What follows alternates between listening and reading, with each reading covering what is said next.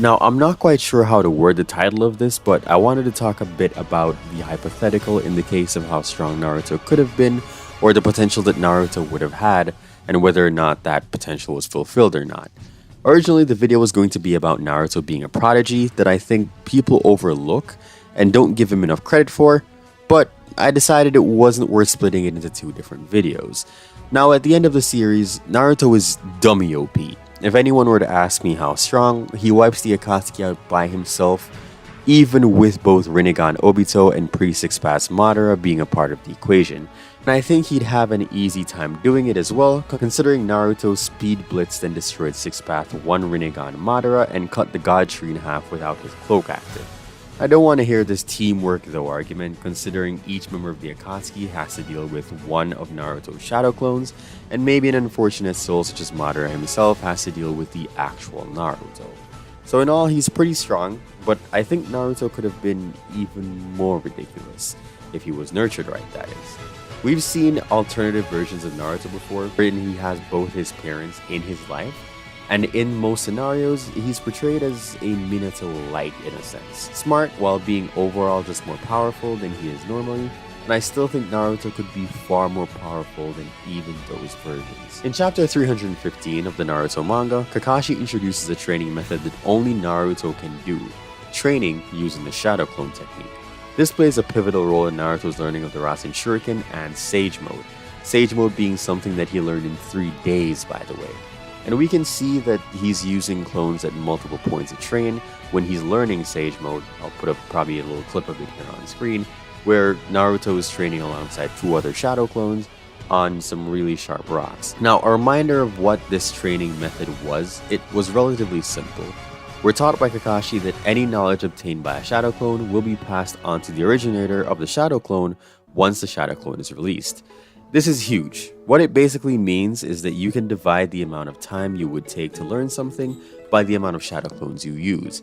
So if it would take you a day, for example, to learn how to cook, you'd learn it within give or take 12 hours if using a shadow clone theoretically.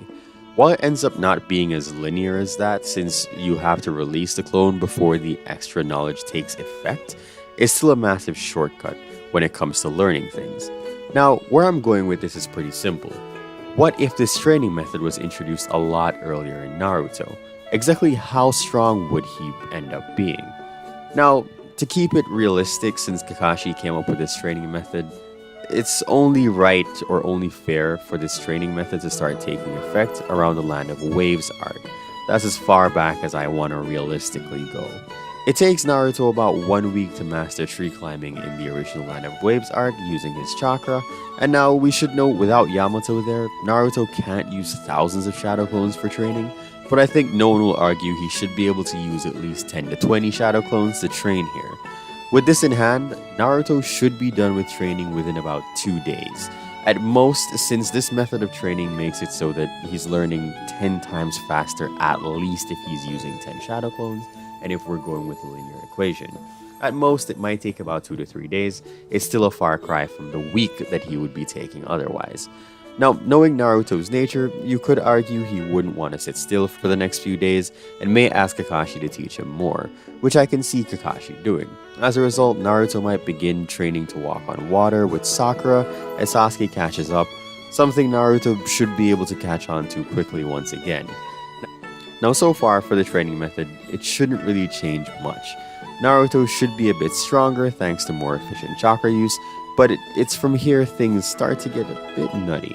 Naruto's next big tournament or next big training method is with Jiraiya, and overall I think the early part of this section remains the same, as Naruto simply wasn't accessing enough of his chakra to summon sage creatures and needed Kurama's help to do it. However, the training for the Rasengan happens next, and this is where the training really starts to become pivotal in Naruto's power climb. In the original content, Naruto takes anywhere between 2 to 3 weeks to learn the Rasengan, and as with the learning of the Rasen Shuriken and Sage Mode, this would take way less time for Naruto than it would for others. Meaning, Naruto, who already learned the Rasengan in record time, could beat even Boruto's record of 3 days using this method.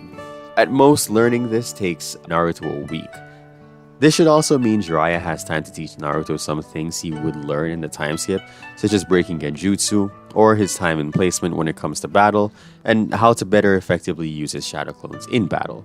This has huge implications going forward, as refining Naruto as a shinobi is what Jiraiya focused on in the time skip originally, meaning cutting down on the training now makes for a possibly more eventful time skip for Naruto. Which brings us to exactly that, the time skip. And oh boy, should Naruto be pretty broken by the time he gets back to the village. With this training method, Naruto in base should be a beast. Let's start with exactly where I think he ranks as a shinobi by this point. Naruto should unironically be touching Kage or Sannin level. Let me explain. Naruto should have great increases in speed, strength, and overall taijutsu by this point, should be able to perform techniques common among Jonin level shinobi, such as the body flicker. With this training method in mind as well, I see no reason why Naruto would not have also learned Sage Mode by this point, and also have at least the knowledge of Nature Release taught to him by Jiraiya, who is shown using Nature Release, that being fire, multiple times. And of course, the databook states as well that he does actually have other Nature Releases, such as the ability to use Earth, Wind, and Water style. You could say his jutsu arsenal may be wider as a result, but that's neither here nor there. I strongly believe that when training like this, Naruto in base should be at least the same level as Kakashi, or I'd probably even put him above that and say that he's the same level as Sasuke. And in Sage Mode should be rivaling Pain in power at the start of Shippuden, if not actually being stronger than Pain. If I'm lowballing, Naruto should be anywhere between 15 to 20 times stronger than he is normally, which is basically like stacking almost a full Sage on top of Naruto's regular power, before we even talk about putting Sage Mode on top of that. So Naruto should be pretty broken by this point. By the time Naruto reaches the Pain arc, Naruto in base should be stupid strong. Naruto should know the Rasen Shuriken by this point, as it's not that far-fetched to say Jiraiya or the other guy who came up with the idea originally, Kakashi, would have Naruto attempted and subsequently completed. The Naruto that fought Pain originally was able to swap hands with Tendo Pain, the strongest Pain in base, and straight up overwhelm him in Sage Mode. Granted, this was when Tendo Pain was missing his powers, but I promise he's getting somewhere. This version is far and away much stronger than Naruto is originally. If we were to put a number on that, there's two ways you could look at it once again. We could go the route of saying it's linear. In this case, we could say Naruto was using somewhere between 20 to 50 shadow clones, and that would therefore make him 20 to 50 times stronger. Personally, I'd rather go with the argument that it's less than the amount of clones he actually uses, since, as I said before, it's not as linear as we'd like to think, since he has to release the shadow clones to get that form of knowledge back. That said, it doesn't change too much, and I wouldn't go as far as to say it then just becomes half as effective. So we'll go with a low ball of about 15 times, or if we're going for him using 50 shadow clones on a constant basis, maybe it drops down to something like 35 times, and if we're going with the direct increase, then we'll keep it as 20 and 50. I'll try to discuss both of those. What we're saying is essentially Naruto is 15 times faster and is generally more powerful, and should be capable of knowing more jutsu using this training method we're talking about. This basically makes base Naruto at the low end somewhere around a Sage's strength stronger, if not a little less. As you could argue, Sage Mode's increase for Naruto doesn't always show the same result and could be anywhere from a 10 to 25 times multiplier. Regardless of what you think it is, Naruto's base even being comparable to Sage Mode should tell you the story of how strong Naruto is here. So I don't want to go through the whole weird KCM1 part of things, so I'll skip ahead to the War Arc Naruto, where we know for a fact he becomes stronger overall in the War Arc, getting faster and stronger, and so on. That's not too relevant though, as Naruto is comparable to Hashirama in chakra in the original source material, and has parallels drawn to Hashirama quite a bit throughout the War Arc.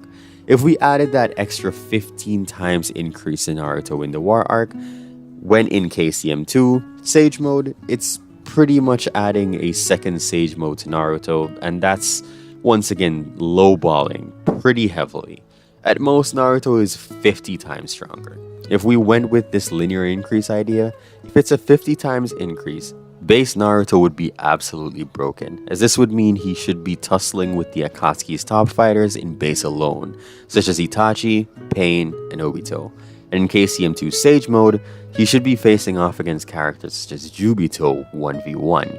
Once he receives the Sage of Six Paths amps as well, this should also mean that the Naruto that can cut the God Tree in half, that briefly swapped hands with Kaguya using Boil Release, and basically ragdoll Sasuke while holding back in the final valley, should be 50 times stronger here as well, putting him in a realm more akin to what he's like in Naruto the Last. Either way, this was just a fun little hypothetical video of trying to dissect how powerful Naruto could really be.